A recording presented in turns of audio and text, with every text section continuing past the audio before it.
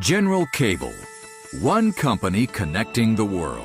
With manufacturing, research and development, sales representation and distribution worldwide, General Cable is a powerful partner with leading companies in the energy, industrial specialty, and communication markets throughout the world.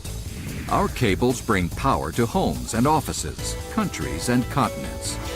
They channel the power and signals that make equipment hum and engines run, from oil rigs and broadcast studios to cars and trains to commercial buildings and factory floors. Our cables keep information flowing, facilitating a non-stop stream of words and images that transcend speed and geographic limits. General Cable is committed to providing quality products that service our customers' exacting requirements. Even with the more than 100,000 products we manufacture, the process of making wire and cable is similar, plant to plant, country to country. To start, all our wire and cable products begin with a copper, aluminum, or fiber optic conductor. Each is used for a specific application. This conductor is used to transmit electrical energy or signals. Most of our products use a copper conductor. The copper is extracted from the earth in an extensive process that turns rocky copper ore into pure copper. The coarse copper ore is mined and put through various processes that refine and purify it. The copper is crushed to bring the mineral down to a workable size. Next, the copper goes through a smelting process, which uses heat and chemical reactions to extract the copper from the ore. Pure copper is formed into copper cathode and rods, which are sold to traders or to wire and cable companies. Some General Cable plants have rod breakdown machines, where copper rod is reduced in size for the next step in the manufacturing process. Other General Cable plants purchase copper in the gauge size they need to begin their wire-making process. Aluminum, which also serves as a primary conductor in many of our wire and cable products, goes through a similar process of extraction and refinement and is drawn down from aluminum rod to the required gauge size for production. Optical fiber, another type of conductor, is a transparent material which can be the size of a human hair. Made from silica or glass, it transmits data efficiently with virtually no electromagnetic interference.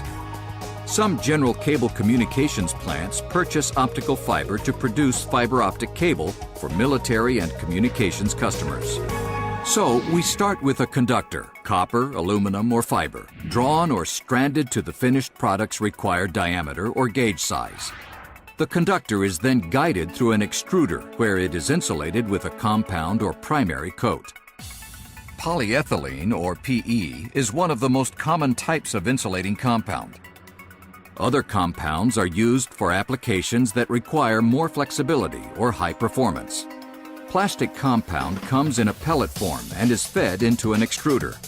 The extruder uses heat, shear, and compression to transform the compound into a flowing, malleable state to cover the conductor. While the insulated conductors may be identical in construction, different color coatings and banding can be used for identification purposes.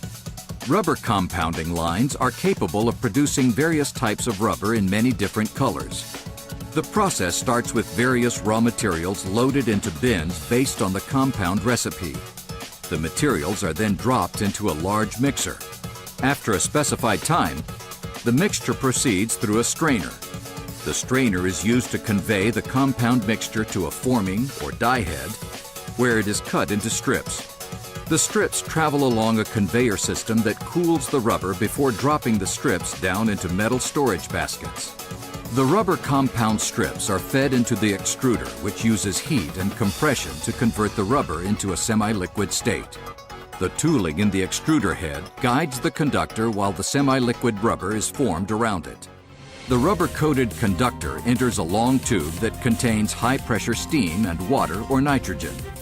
Here it is cured in the continuous vulcanization or CV process. After insulation, the wire moves through a water cooling trough to maintain its shape and thickness.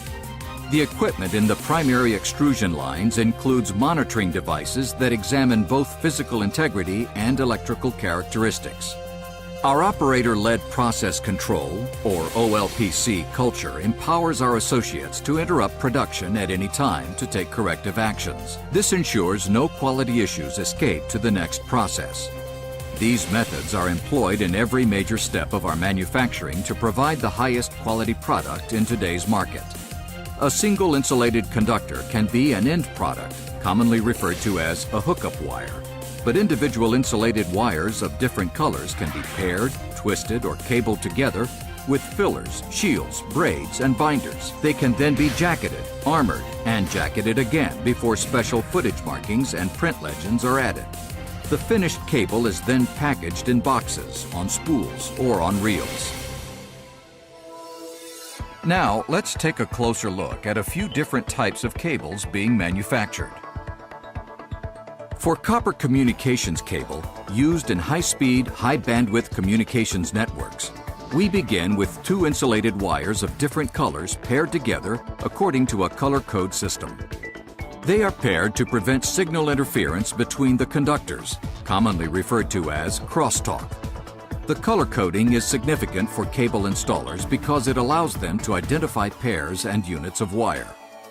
Some cables have a small number of pairs, such as data communications products, which typically have 4, but these individual pairs can also be stranded or bunched together to form a single cable core containing 4,200 pair. This core is united together by a cabler, which assembles the stranded cores into one to produce telecommunications cable. Often, more binders, fillers, and tapes are applied during this process to cushion and secure the cables. A core wrap of polyester provides firm support and mechanical protection to the cable core and dielectric between the core and metal shields. Some receive a coated aluminum tape that blocks outside interference. A protective shield provides additional strength and shielding. On some designs, petroleum-based filling compounds prevent water from penetrating the cable. Depending on their use, some cables will need further outer protection. Shielding is a process that encloses the wires or cable for electrical or mechanical functions and reduces electromagnetic interference that could distort the integrity of the signal being transmitted. Some cable designed for buried applications is shielded specifically to prevent damage from gophers and other burrowing rodents who enjoy chewing on cable. In the case of portable cord, which is used wherever temporary power is needed, like on construction sites, in manufacturing facilities, or at entertainment venues, the individual conductors are a smaller gauge, which means bigger in physical size. The insulated conductor is taken up on metal reels before moving to the cabling operation. The portable cord conductors are typically black, white, green, and red, but can be produced in other colors. The color depends on the conductor count of the finished product, the country of use, or a customer requirement. The cabling process consists of twisting various colors of insulated conductors together. Depending on product design, fillers can be pulled into the twisting operation to fill gaps created between conductors. Various types of tape and cotton can be wrapped around the multi-conductor cable at this process, again depending on product design. Cablers can take on different forms and sizes depending on the product. Planetary, rigid bay, bow, and buncher cablers contain complex yet consistent rotation patterns. These patterns spin together foot after foot of quality-controlled cable. General Cable's industrial and specialty cables are used in a wide variety of markets. Traditional and renewable electrical power generation, oil, gas, and petrochemical industries, mining, industrial automation, automotive, marine, and transit, military, and OEM.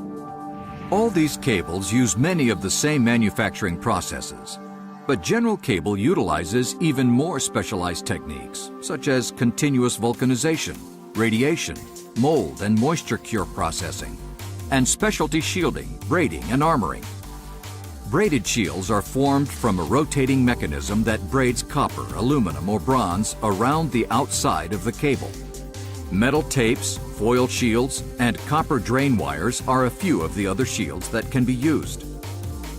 Other cables may require heavy-duty armor, which provides the cable core with even more protection from extreme environments. CCW, or continuous corrugated welded cables, are specially designed and manufactured to operate in extremely hazardous locations. This product employs an aluminum metal tape which is formed, welded, and corrugated around the cable core for extra strength, making the cable impervious to gas, liquids, and vapors before the outer jacket is applied. General Cable also manufactures a complete line of energy cables, including low, medium, high, and extra high voltage power distribution and power transmission products for overhead, underground, or subsea applications. While much larger in scale, most of these cables proceed through a similar manufacturing process, with the exception of bare overhead aluminum conductors. These high and extra high voltage transmission cables are produced by drawing aluminum rod to the proper size or gauge and then stranding the conductor to the exacting specification of the overhead conductor's design. Jacketing is the final stage of production for most cables. This process provides outer protective elements to the finished cable core and may consist of plastic, rubber, or other compounds.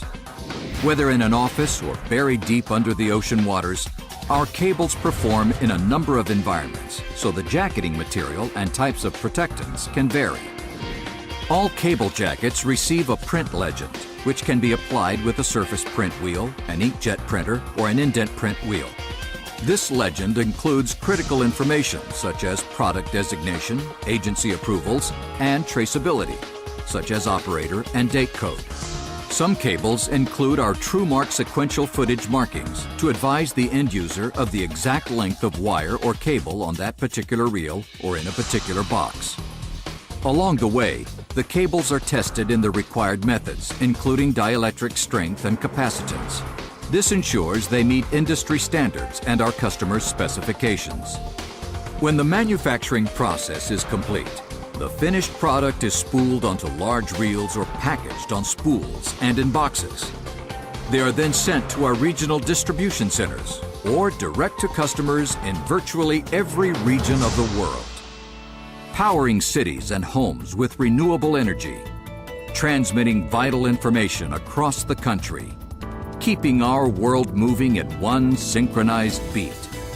General Cable is one company connecting the world.